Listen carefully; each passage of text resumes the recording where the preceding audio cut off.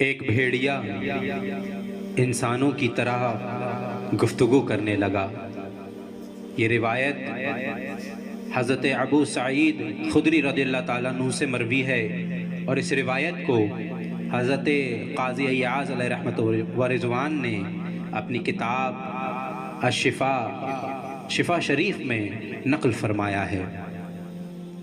حضرت ابو سعید رضی اللہ تعالیٰ عنہ سے مروی ہے کہ ایک مرتبہ ایک چرواہا اپنی بکریاں چرا رہا تھا، تو اس چرواہے کے بکریوں کے پاس ایک بھیڑیا آیا اور اس نے ایک بکری آ دبوچی۔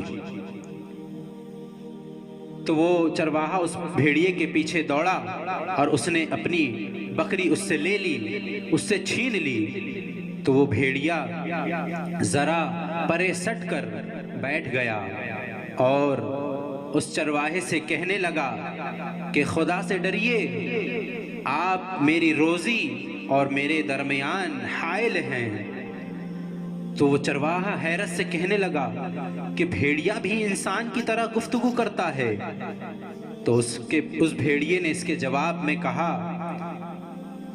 الا اخبروکا بِأَعْجَبَ مِنْ ذَلِكَ رسول اللہ صلی اللہ علیہ وسلم بین الحرمین یحدث الناس بِأَنْبِيَاءِ قَدْ ما قد سبقا۔ کیا میں تجھے اس سے بھی عجیب بات نہ بتاؤں کہ اللہ کا وہ رسول جو دو پہاڑوں کے درمیان رہتا ہے اور لوگوں کو ماضی کی باتیں بتا رہا ہے۔ تو وہ چرواہا حیران ہو گیا کہ ایسا کون ہے جو ماضی کی باتیں بتا رہا ہے۔ تو اپنے دل میں یہ تمنا کرنے لگا کہ میں ان کی بارگاہ میں حاضر ہوں، ان کے چہرے انور کو دیکھوں، ایسی شخصیت ہے کون۔ اس روایت کو حضرت ابو ہریرہ رضی اللہ تعالیٰ عنہ سے بھی منقول کیا جاتا ہے۔ حضرت ابو ہریرہ رضی اللہ تعالیٰ عنہ سے منقول ہے، اور یہ روایت کچھ الگ الفاظوں میں بیان کی گئی ہے۔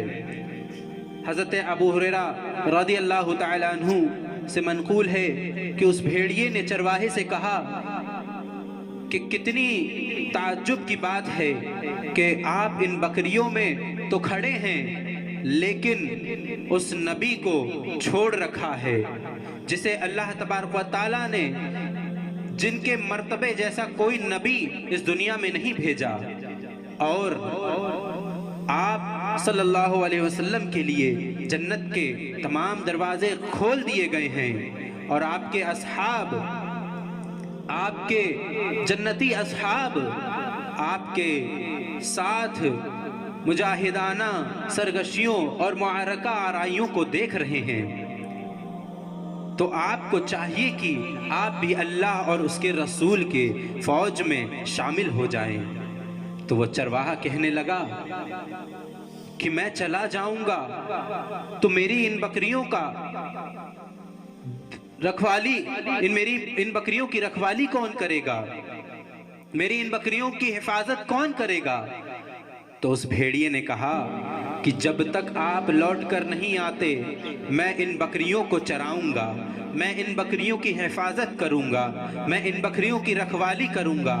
تو وہ چرواہا رسالت مآب صلی اللہ تعالیٰ علیہ وسلم کی بارگاہ میں حاضر ہوتا ہے، اور نبی کریم صلی اللہ علیہ وسلم کے دست مبارک پہ کلمہ شہادت پڑھ کر دارِ اسلام میں داخل ہو جاتا ہے۔ تو نبی کریم صلی اللہ تعالیٰ علیہ وسلم اس سے ارشاد فرماتے ہیں کہ اس بھیڑیے نے سچ کہا ہے، اور اب جب تو لوٹ کر واپس جائے گا تو تو اپنی بکریوں میں سے ایک بھی کم نہیں پائے گا۔ تو وہ چرواہا جب لوٹ کر اپنی بکریوں کے پاس جاتا ہے تو وہ دیکھتا ہے کہ ایک بھی بکری ان میں سے کم نہیں ہے، جیسا نبی نے فرمایا تھا سب کچھ ویسا ہی ہے۔ تو وہ اپنی بکریوں میں سے ایک بکری ذبح کر کے اس بھیڑیے کو کھانے کے لیے پیش کر دیتا ہے، اس بھیڑیے کو کھانے کے لیے پیش کر دیتا ہے۔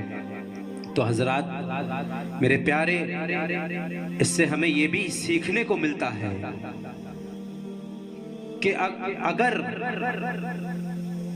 ایک جانور یہ سمجھ سکتا ہے، وہ 4 پیروں والا جانور یہ سمجھ سکتا ہے کہ نبی علم غیب جانتے ہیں، تو یہ 2 ٹانگوں والا انسان کیوں نہیں سمجھ پا رہا ہے؟ یہ 2 ٹانگوں والا انسان کیوں نہیں سمجھ پا رہا ہے؟